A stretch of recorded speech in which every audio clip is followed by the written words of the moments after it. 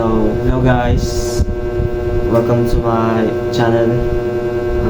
Let me introduce myself. I'm DBC Pukot, first year college, taking Bachelor Science in Information Technology. This is my video presentation about introduction to programming. So, let's proceed guys. So, introduction to programming. There are 6 contents and introduction to programming. First is programming context, flowchart, pseudocode, ApoChart, IDE, and last is installation of Java and Python. So let's begin. So, introduction to programming. Programming is the act of creating a set of instructions that computers allow to perform tasks. It's a way for humans to communicate with computers, whether you're developing a game, building a website, analyzing data, or automating a repetitive task. Programming is the foundation that makes it possible. So, programming guys no is paano mga create ka o kuan ba ng computer software like games nga ma-develop nimo and makahimo po ka og kuan ng website like kaning Canva. For example, Canva, ChatGPT, CC, Gemini. Those are website nga gihimo gikan sa programming. So let's proceed to another slides. So programming and context. So, what is programming and why it is matter? So, programming allows you to solve real-world problems using technology. So, kinakawalan niya programming context. So, diri na solve ang ninyo ng, for example, understanding a problem, designing a logic and solution like algorithm. So, diha na siya masolve. So, writing a code program language like Python or Java. Testing to make it sure, debugging or fixing errors, and improving or updating the code when it's necessary. So, sa kaning understanding the problem dapat task ka na yung machine siya kay para sa ako first time kuhaning course is isod gyud guys sa sabton like yun kailangan ka og ng advanced knowledge ni dapat mag advanced study pud ka kani pud siya is mag-designing og ng mga website or like for HTML like that. So, kung mag-start ka programming dapat ang language niya mong gamiton is Python or Java for beginners like me. Pero ang mas capable sa ako is Python kay mas dali rin siya sabton. And pag kay code ikuha na rin mo siya testing kung magana ba or sakto ba siya, and debugging kung nabay bug or something na error or like that. So ang last is improve nimo imong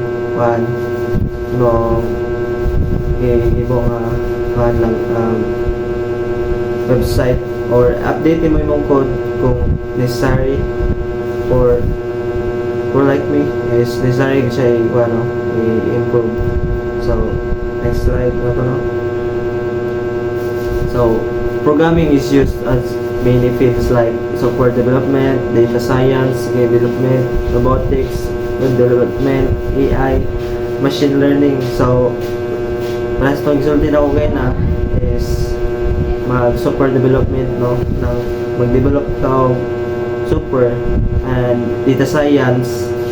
So, ang game development is very nasulod si Python ang sa game development. So, napan mo dyan, no? Ang robotics, no? Na appeal po din kay like i-code mo siya, no? Na automatic na bitaw niya. One code web development.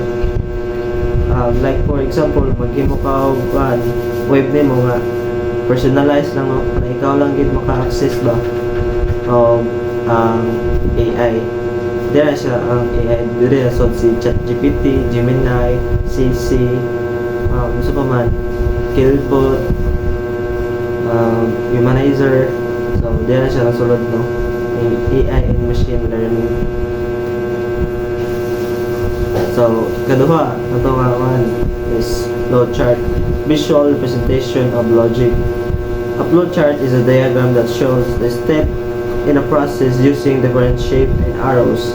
It helps programmers visualize the structure of their solution before writing code. So, kaning flowchart, no, is like dili ka mag-one na pinakauna ni mo hato ni is make a flowchart. So first of all, kay maghimo ka og one oval, let me bagsa kay maghimo ta og flowchart, maghimo ta example. So nakakay one there, no?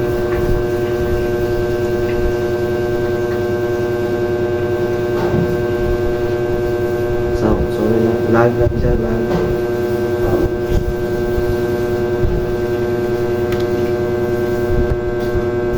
So, maghimo tao kuan guys, no, ng flowchart. An example lang to, simple flowchart lang. First is gamitan ng terminator, or which is start or beginning sa imong flowchart. So, start. Then, sunod is kuhanan ka o kuhan terminator like this one, ganyan ito, which is mo na siya ang process. For example, sa mga example na print.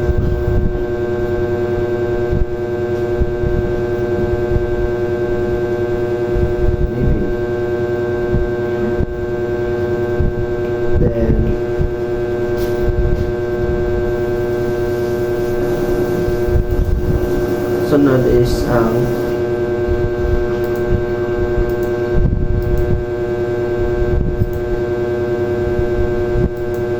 display, which is like data. So, dali na siya mo print EV like that. And pag kuman na-printan mo siya, alis na mo siya o in terminator, which is imong end or stop na ka. Like that, guys. This is the simple and understandable flowchart. So, muna siya guys, no? Back to the slides. So, start or stop is used at the beginning and end of the algorithm to show that start is an end of the program. So, muna siya, no? Matawag ito kayo na. So, process is indicates process like mathematical operation, and output is like kung ano kayo na, no? Game used for denoting program inputs and outputs. So, decision starts for decision statement in a program, or answer is usually yes or no. So arrow shows the relationship between different shapes. On-page connectors two more parts of flowchart which is are on the same page. So kanang kuan no, kanang on-page connector is kanang na kuan bitaw nang task kay mo ang flowchart ba na putol. So mogamit kanang kuan circle na kuan shape. Off-page connector connects two parts of flowchart which is spread over the different page. So kanang mogamit ka last is mogamit ka ning kuan off-page connector which is yung para masumpay ito na yung na-cut na page. So next slide. So pseudocode, as you know, pseudocode is the way of expressing a program or code so that it could be easily understood by a programmers or every programming language out there. Pseudocode is an informal, high-level description of operating principle of computer program or an algorithm. So pseudocode nowadays ay dire ka mag-practice of code for beginners. So pwede ka sa notepad mag-practice. So an example is like yan eh.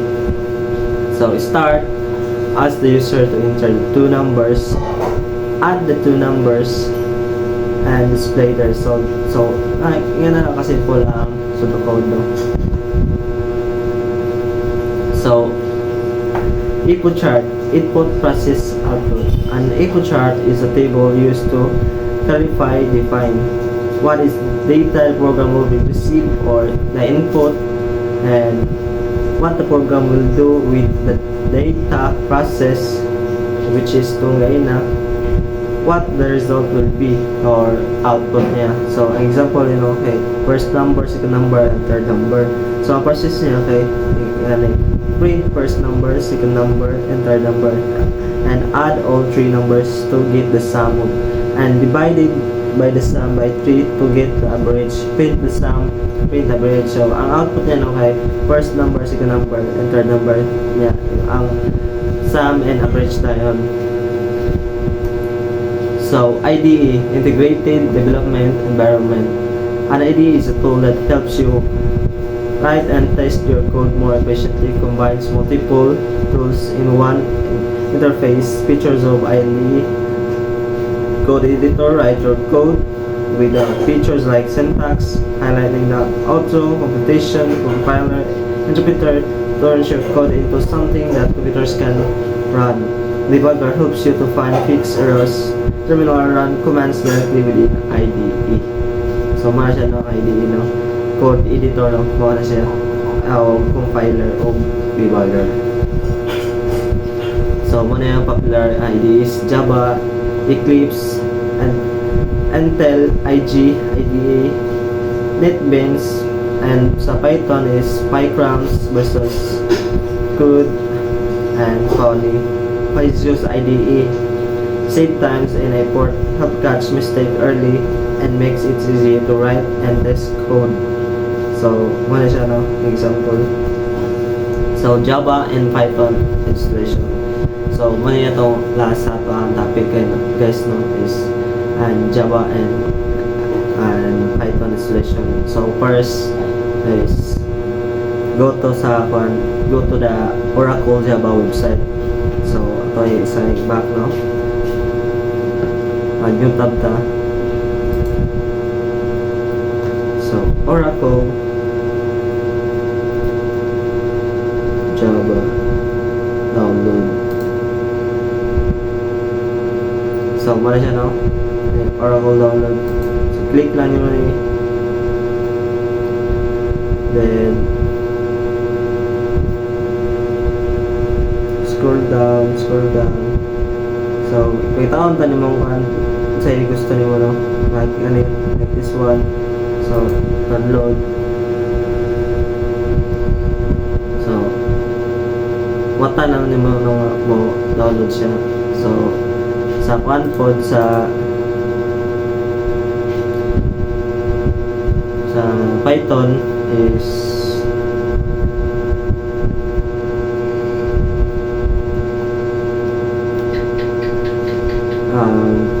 python.org mo na siya. python.org.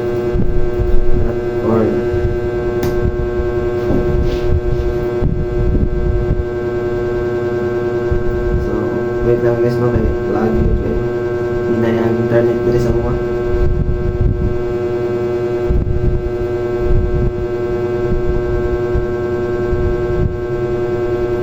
So muna siya guys. Ayan.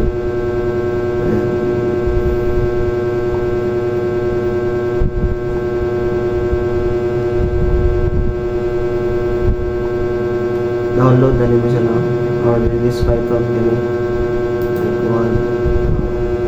So magwat lang ka na no pag umana na nanarin kay kuan Java and Python na magamit para pag-code. So salamat sa pag-kuan guys no pagtanaw sa ato ang video. So thank you for watching. Bye guys, see you sa next vlog.